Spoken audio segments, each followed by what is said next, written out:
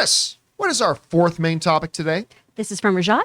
Hey, John, really like your shows. Thank you, Rajat. I'm very excited for Thor, Love and Thunder, and one of the main reasons for that is because of Gorr.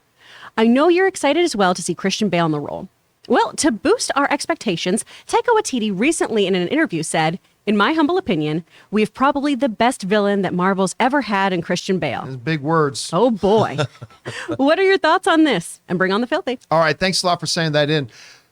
Look, we have been talking about this for a bit. When the trailer for Thor, Love and Thunder finally dropped, we had not yet seen Doctor Strange and was very excited for Doctor Strange. But I said, I am officially more excited for the Thor movie than I am for Doctor Strange. Like, still excited about it, very stoked to see it. I enjoyed the film, did. But there was just something about that trailer that just, look, what Taika Waititi has turned and how he has evolved the Thor character. Because I love the first Kenneth Branagh Thor. Love it. I think it is the second most underrated comic book film ever made. I love that thing. But I have also loved seeing Thor evolve and change to the point where after doing Thor Ragnarok, Chris Hemsworth says, I'm in love with playing the character again. I love playing the character again, which is great. Taika Waititi, of that course, went on to win an Academy Award, all that kind of stuff. Now he's coming in, doing Thor, Love and Thunder, and something about it just felt so great and so wonderful. And then, of course, we all got super excited. We found out that Christian Bale, who said he was never going to do a comic book movie again, was announced that he was going to be the villain, Gorr the God Butcher, in Thor, Love and Thunder. That got us all excited. And now, listed under, oh, look, filmmakers saying something good about their film. Shocking. Still, Taika Waititi's making some pretty big claims when he said the following. This comes us from the folks over at MovieWeb who report saying this. Aside from calling Thor, Love and Thunder fantastic and cooler than he expected, Taika Waititi has further hyped the sequel by heaping praise on the villainous debut of Academy Award winner Christian Bale. It's a great, really fun, weird little group of heroes. A new team for Thor with Korg, Valkyrie, and the mighty Thor, Waititi said recently. And in my humble opinion, we have probably the best villain that Marvel's ever had in Christian Bale. Going to read that last part again. And in my humble opinion, we have probably the best villain that Marvel has ever had in Christian Bale. All right, look. Marvel, with all the stuff it does well, has never been known as being particularly and uniquely strong in their villains. There are a few key exceptions, though. Obviously, Loki. Super popular. Everybody loves Loki. Obviously, Killmonger. People loved Killmonger. Obviously, Thanos. Thanos, incredible. Obviously, the Spider-Man villains that we just got in No Way Home and things like that. So, yeah, they haven't been particularly known for being great with their villains, but they have had some absolute standouts, particularly Thanos. For Taika Waititi, I think to come out and say, look, Christian Bale's great. We expect that. We think the audiences are really respond to Gorr. We expect that. For Taika Waititi to come out and say, hey, listen, in my opinion, we've got some good villains. This is the best villains Marvel's ever had. That is saying a lot when a lot of us are still remembering Josh Brolin as Thanos, right? So to me, I cannot help but get ludicrously hyped for this. I mean, probably more hyped than I should be, probably more hyped than is healthy. But I myself am getting ridiculously excited for this. Like, you remember, Rob, we were doing a show when they announced that Christian Bale was going to be in this thing. I'm like, what the Christian Bale, who said he'd never do a comic book film again. He's back in this. You got an Academy Award winner playing this. What are they going to do? And it's the story of Gorr the God Butcher. And so, listen, hearing this sends off fire. Says again, I get it. Water wet. Director says something about their movie. But there's something a little bit different with coming out and actually saying in the cinematic universe that he inhabits with a whole lot of other storytellers and directors and saying, yeah, this is the best villain that's ever been done in the cinematic universe. Rob, you hear this? What do you make of it? Well, I had a friend that was working for Warner Brothers when The Dark Knight was being filmed. And he was not one to give in to hyperbole. And he was telling me, he's like, you are not going to believe Heath Ledger is the Joker. You're just not going to believe what he's doing. And I'm like, come on. Now, how good can it be? Well, and he was a jaded industry vet. So when Taika Waititi, like, you never know when you hope an actor is going to inhabit a role. I'm sure that Taika Waititi's like, okay, we're going to hire Christian Bale. He's an Academy Award-winning actor, but what's he going to do? And when you have people, you can tell he's not just, he directed the movie.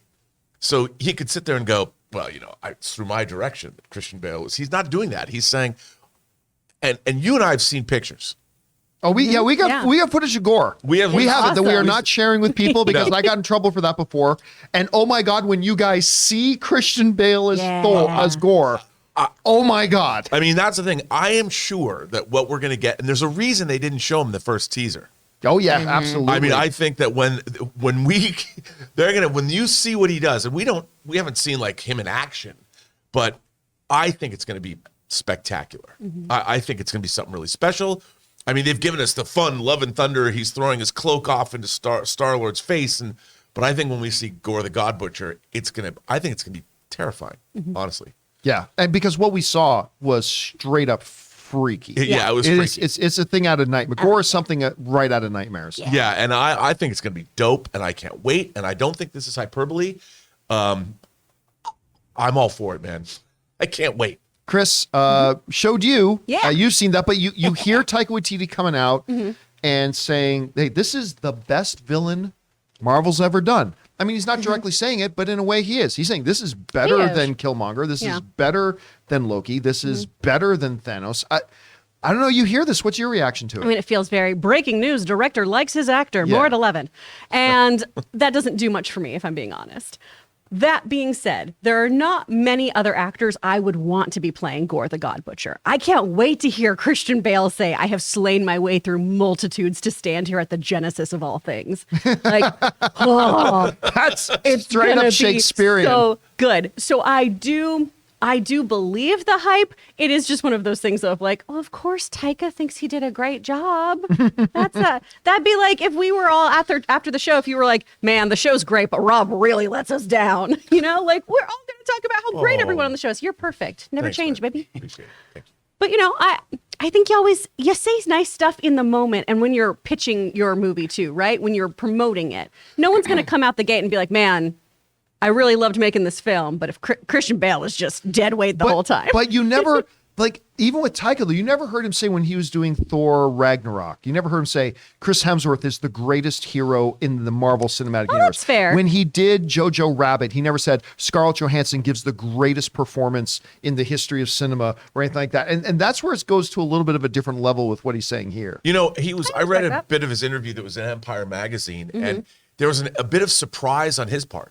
He's like, I'm actually surprised. Like, I thought I was doing this movie, but it turned out better, than I thought. Yeah. And there was you could tell he was being genuine, and that happens. Like we were saying yesterday, I was saying there's a bit of alchemy, Rumpelstiltskin. Yeah. What was the actual quote again that Taika said? Was he talking about Christian Bale, or did he say we have? Here's the direct quote, but then there's another one like it. So the direct quote was, and in my humble opinion, we have probably the best villain that Marvel has ever had in Christian Bale. Now, in another interview, he kind of repeats the same thing, but he mentions Gorr. So, I mean, it sounds like he's talking about the manifestation of the character brought forth by Christian Bale. That's what it sounds like at any rate. That is his performance. And that's the thing is, I think that there's two things going on here. Number one, yes, he's praising the actor's performance, but he's also specifically talking about the villainous aspect of this performance. And that's something that I'm really leaning into because, yes, I saw the photo. I've had nightmares every night ever since about it. It is absolutely terrifying. But to also go back to Christian Bale saying, I'm never going to do another superhero movie. What was it about this particular role? What was it about this particular project? And specifically working with Taika Waititi that convinced Christian Bale to come back to do this? You also have to think about that and go, okay, clearly something drew Christian. I mean, it's not like Christian Bale is hurting for jobs. The man can, there's not a single director on the planet, I imagine, who would not jump at the chance to work with Christian Bale in their project. And he has his pick of anything. He does not have to do this. So for him to choose to do this, and also without going into any spoilers, if you know the comic book and you know what the character looks like, you know that there's probably going to be a certain amount of prosthesis required to look like this character. For an actor to also know what goes into the physical labor of having to work with a prosthesis, this is not going to be a walk in the park for Christian Bale. He's not just going to come in, on a Friday, shoot a couple scenes and be done. This is a commitment.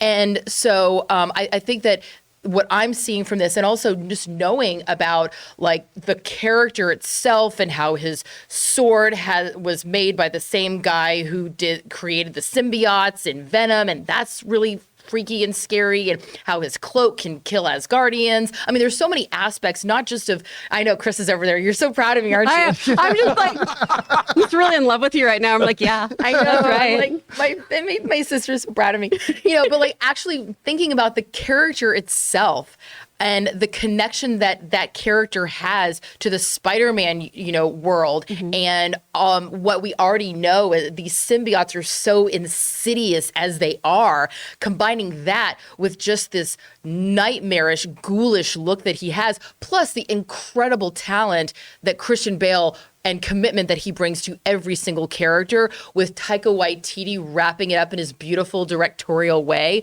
I'm really excited about this. Guys, the question is for you. Taika Waititi is saying that this is the greatest villain that has ever been in the MCU.